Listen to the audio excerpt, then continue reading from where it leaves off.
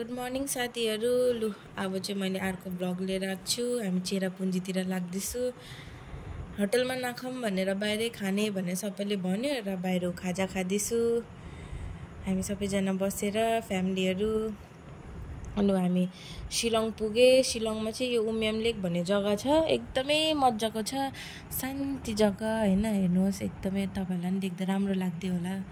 यो चाहिँ ठुलो लेक छ, त्यहाँ एकदमै शान्ति जग्गा, कसैले केही नगर्ने, डिस्टर्बै नगर्ने फिल हुन्छ। ल हामी बोटिङ पनि गर्दैछु, 4 जना बसे हैन। बोटिङ चाहिँ अब 10 मिनेट गराउँदै रहेछ यो बोटिङ चाहिँ हैन, 10 जनै राख्दै रहेछ। यो चाहिँ आरुचा, त्यहाँ चाहिँ अर्ग्यानिक हो, त्यही फलाउँदै रहेछ यिनीहरूले चाहिँ हैन। एकदमै मिठो थियो, गुलियो। लु बात गर्दा गर्दा हामी चेरापुन्जी पनि आइपुगे। यो चाहिँ गार्डन अफ केभ छ। यहाँ चाहिँ 10 वटा केभ प्लस फल्स रहेछ हो।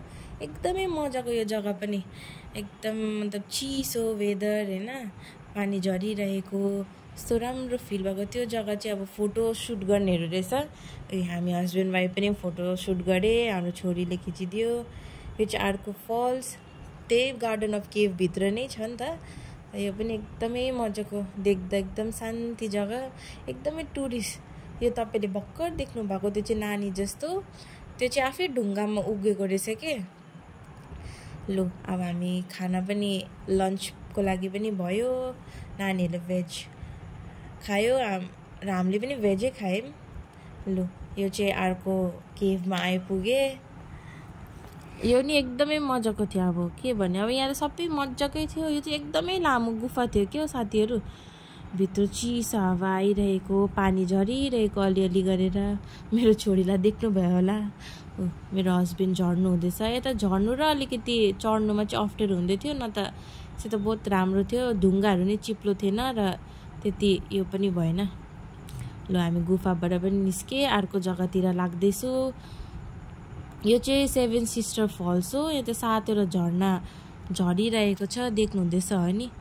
जुम गरेर पनि देखाइदिँदैछु। 7वटा झर्ना झरेकोले गर्दा चाहिँ यसलाई 7 सिस्टर भनिन्छ।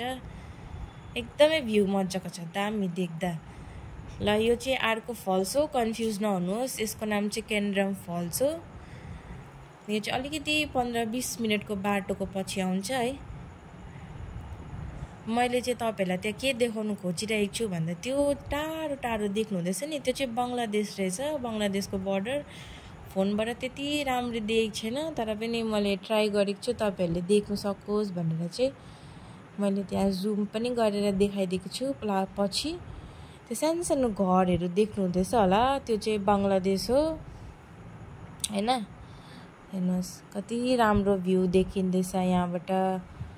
अब फोनमा हेरेको र आफ्नो आँखाले हेरेको त बहुत फरक हुन्छ, तर पनि तपाईहरुले राम्ररी देखोस् भनेर चाहिँ धेरै ट्राई गरिदिएको। त कस्तो लाग्यो मेरो भ्लग, कमेन्ट सेयर गरिदिनुहोस् है। Thank you.